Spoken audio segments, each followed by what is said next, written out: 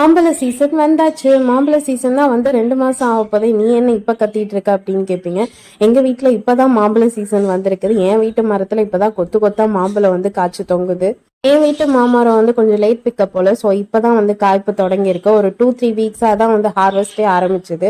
So every week வந்து நீங்க பார்த்துட்டு இருக்க மாதிரி இவ்வளோ வந்து நாங்கள் ஹார்வெஸ்ட் பண்ணிட்டு இருக்கோம்.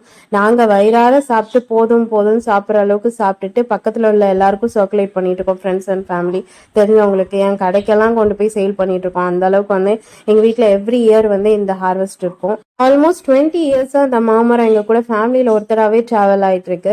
இது அவ்வளோ டேக் கேர் பண்ணிக்கிறதுனாலே என்னமோ தான் இந்த மாதிரி எவ்ரி இயர் வந்து எங்களுக்கு மாம்பழம் கிடைக்குது. எனக்கு பர்சனலி வெளியே வந்து எந்த மாம்பழமும் நான் சாப்பிட மாட்டேன். பட் என் வீட்டு மாம்பழம்னா பிரேக்ஃபாஸ்ட், லஞ்ச், டின்னர்னு 3 வேளையும் அதை தான் சாப்பிட்டுட்டு இருப்பேன். இந்த மாதிரி வீட்டு மரத்துல இருக்க ஃப்ரூட் நமக்கு மட்டும் யூஸ்ஃபுல்லா இல்லாம சுத்தி இருக்கிற எல்லாருக்கும் இது ஷேர் பண்ணும்போது கிடைக்கிற லவ் இருக்கு பாத்தீங்களா, தட் சம்திங் ஸ்பெஷல். அண்ட் இந்த மாம்பழ வெரைட்டி என்னன்னு கெஸ் பண்ணியிருந்தீங்கன்னா காமெண்ட் பண்ணுங்க, சப்ஸ்கிரைப் பண்ணுங்க. Bye.